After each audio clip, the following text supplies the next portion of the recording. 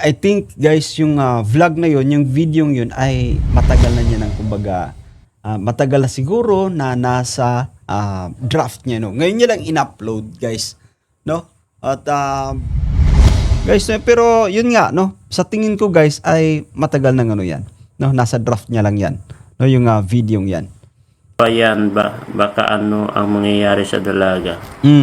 May post po ba siya?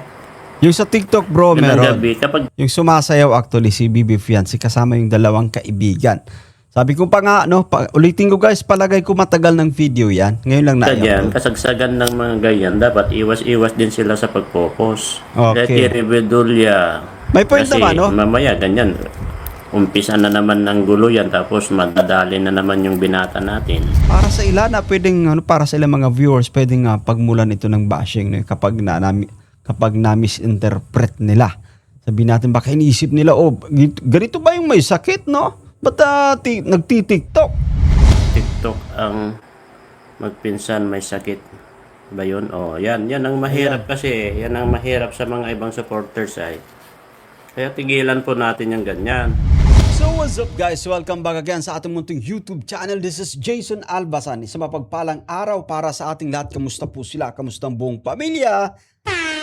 Naway nasa mabuti po silang kalagayan guys sa mga oras na ito. No, umani ng kumbaga samot-saring reaction guys to yan itong post ni Bibi Fiancé actually guys sa TikTok. No yan 2 days ago. Guys to yan kumbaga umani ito ng samot-saring kumbaga komento no mula sa mga viewers right after nang mapanood yung vlog ni Kalinga Prab na kung saan ay wala po doon si Bibi Fiancé guys. Hindi siya nakasama po. Gawa nung may sakit po siya. No, yan. So ito nga ating bibigyan ng reaction for today's vlog. No? Pero bago tayo magtuloy-tuloy guys, mga bago pa lang sa ating munting YouTube channel, maglalambing po tayo. No? Pag mayroon pang hindi nakaka-subscribe, no, yan, i-turn on nyo na din yung bell button para notified kayo sa mga update guys. No, yan. So here we go. Samahan nyo manood. Mag-react and feel free guys na mag-iwan ng inyong mga komento. Here we go. Sinabi nila na may sakit, tapos yung mga ibang supporters nagpo-post pa ng mga TikTok.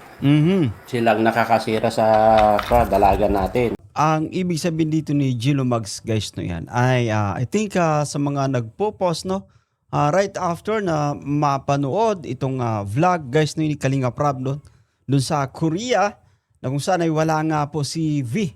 No yan at this time no naging usap-usapan din yung bagong TikTok video upload guys ni Fiancé no at baka nga naman may mga nagre-repost no mga taga-subaybay, mga taga-suporta na pwedeng pagmulan ng bashing. Ikawawa naman no kawawa naman po yung ating dalaga guys no yan si V no yan no kasi aani ito ng samot-saring kumbaga komento, that's for sure no yan kaya iwasan po natin no.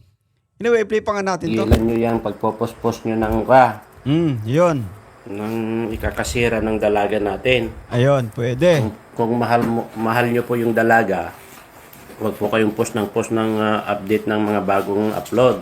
yun.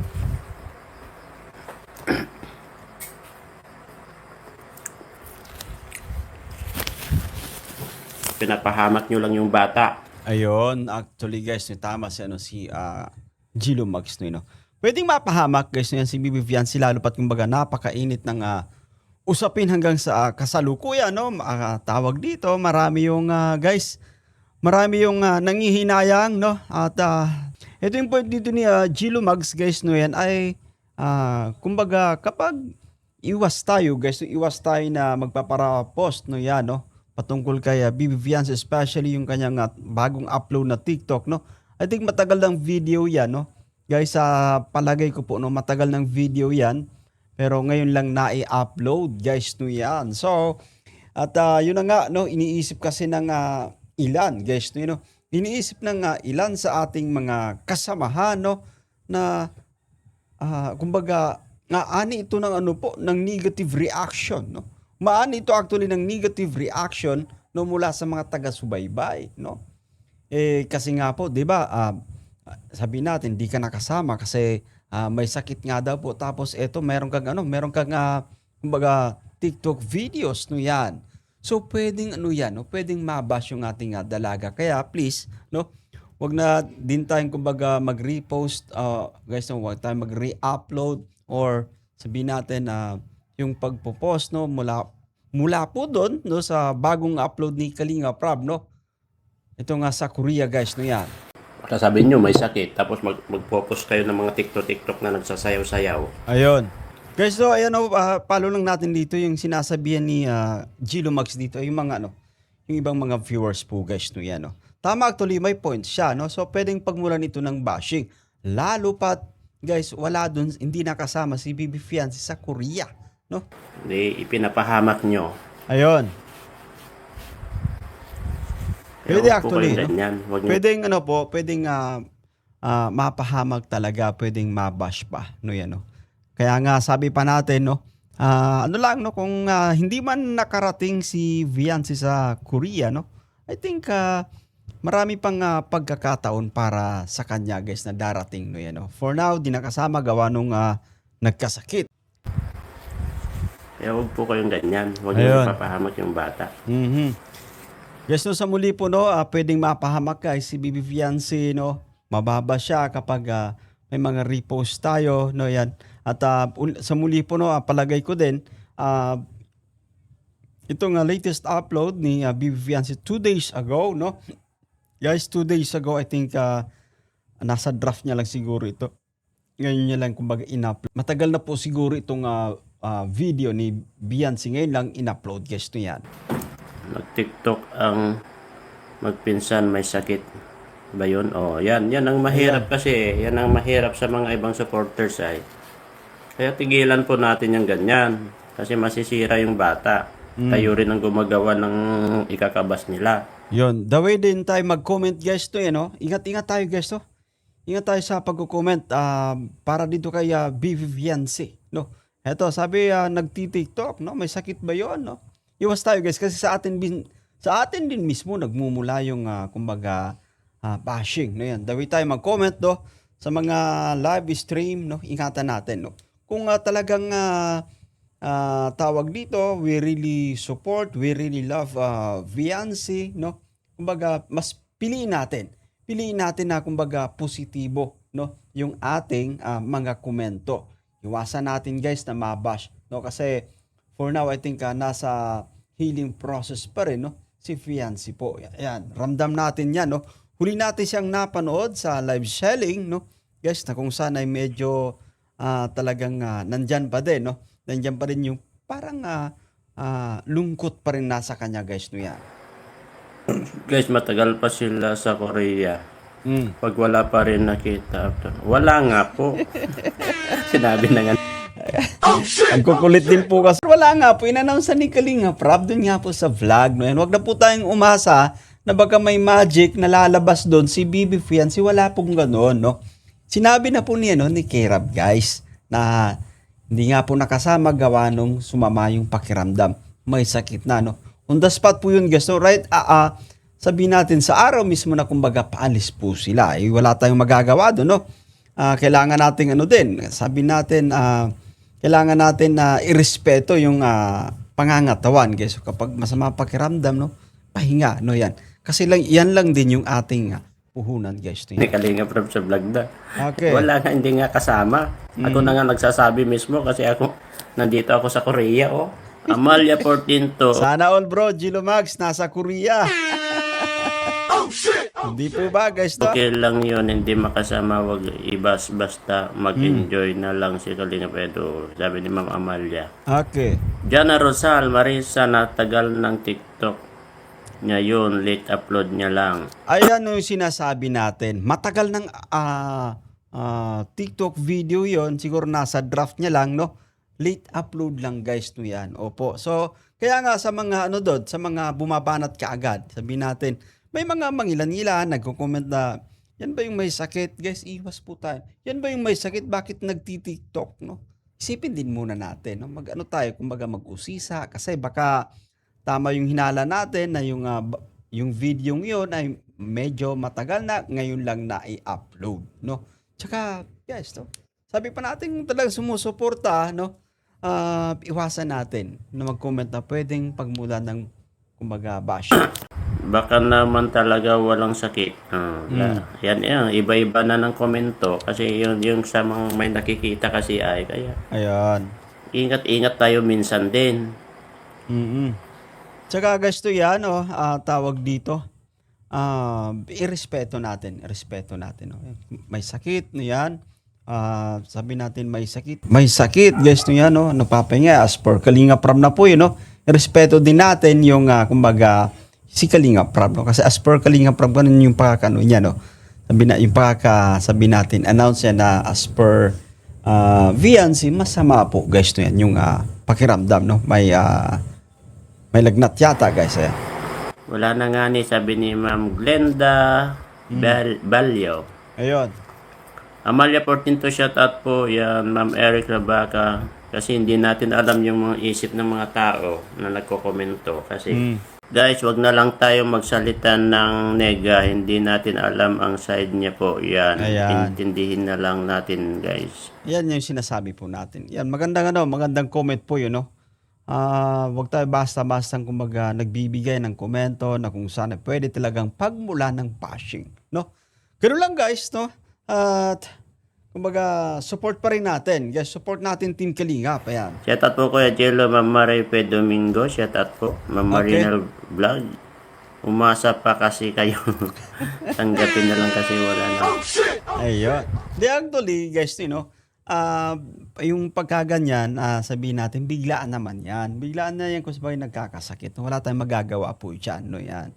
Although sabi natin, nakakapanghinayang kasi kumbaga yung pagkakataon, no, makapagban sila ni na Kalinga Prab, of course, guys, ma-enjoy niya yung sabihin natin yung Korea, no, na magpunta doon na may kumbaga sponsor, no? Yung Velvet Box, guys, to yan, no? In fact, meron pang nagpapabigay ng pera doon kaso di naman na-utilize. So, I think ipapabalik yun, no? Ibabalik ni JJ sa sponsor, guys, to yan. Courtesy of sana yun, no? Courtesy of Velvet Box plus the sponsors, no? Yung pagkakataon na na-miss ni Bibi Fiancé, no? Sayang actually, pero ganun talaga, guys, no? Anything can happen, no? Especially sa ating health, no, guys, no yan. At sina Kalinga Prab nga po, no, sila Eds din ay kumbaga umuubo-ubo rin, no? Medyo mahina, guys. Sabihin natin sumusurrender yung kanilang immune system, no, yan, no? Masakit daw ang ingron. Ay, masakit talaga ang ingron, guys. Kung merong hindi masakit na ingron ay swerte mo. Okay. Saan ka nakakita na hindi masakit ang ingron? Kaya nga. Ma'am Lucy, yes po. Yan, alarming na ang post ni Bian. Bakit nag-post ba? Yun. Bian si Bata. Ayun na nga po, guys, no, yan, no. Yung sa post ni Bibi Fiancé ay wag nating kumbaga kumbaga kukomenta ng negative, no. Kasi I think, guys, yung vlog na yun, yung video yun ay matagal na niya ng kumbaga matagal na siguro na nasa draft niya, no. Ngayon niya lang in-upload, guys, no. At para sa ilan na pwedeng para sa ilang mga viewers pwedeng pagmulan ito ng bashing, no, kapag na-misinterpret nila. Sabihin natin baka iniisip nila, ganito ba yung may sakit, no? Ba't nagti-TikTok? Guys, no? Pero yun nga, no, sa tingin ko, guys, ay matagal ng yan, no, nasa draft niya lang yan, no, yung video yan. Ayan ba? Baka ang mangyayari sa dalaga? May post po ba siya? Yung sa TikTok, bro, meron. Gabi, Yung sumasayaw actually si Bibi Fiancé kasama yung dalawang kaibigan. Sabi ko pa nga, no, ulitin ko, guys, palagay ko matagal ng video yan. Ngayon lang na-upload. Kasagsagan ng mga ganyan, dapat iwas-iwas din sila sa pagpo-post. Okay. Rebedulia. May point kasi naman, no? Mamaya, ganyan. Umpisa na naman ng gulo yan, tapos madadali na naman yung binata natin. Okay. May point naman, guys, no? May point dito si Chilo Max, no? Iwasan natin yung kumbaga magpo-post, no? Tama, may point siya, no? Kasi pagka ganyan ay alam mo, no, kumbaga, maraming mabubong sabihin natin, no, hindi kasi natin hawak yung isip ng mga tao, guys. So, baka pagmulan na naman ng ng hindi magandang, alam mo yung komento, guys, no? But of course, madadamay din, no? Sabi natin si Eds, guys, no yan. Kaya sila Kalinga Prab. Yun, Hindi tama po. maganda kasi yan. Kasi pag-iisipan, guys, no? Let's pause for a while, no? Pag-iisipan actually, baka ganyan, no? Baka tutong, kumbaga, isasabihin kasi ng iba din, no? Sasabihin kasi ng iba, wala naman talagang sakit, no?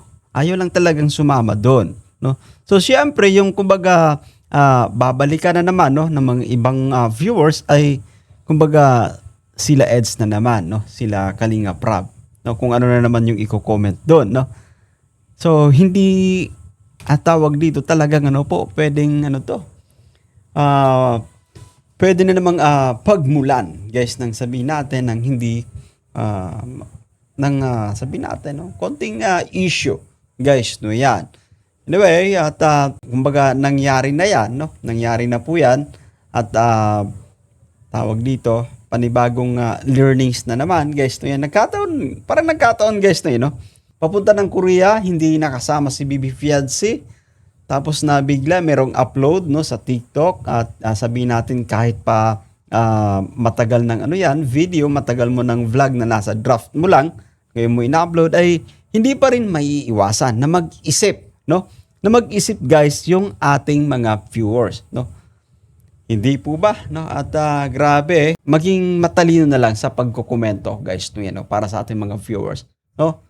Tayo na lang yung magsilbing halimbawa para hindi na kumbaga tawag dito. Para iwas bashing na din. Hindi po ba, no? So that's it for today at naway nagustuhan nyo, guys, yung ating pagre-reaction for today's vlog. Mga bago pa lang sa ating munting YouTube channel, make sure na mag-subscribe, i-turn on yung bell button para ma-notify kayo, guys, sa mga update. Bye for now and God bless us all. See you, guys!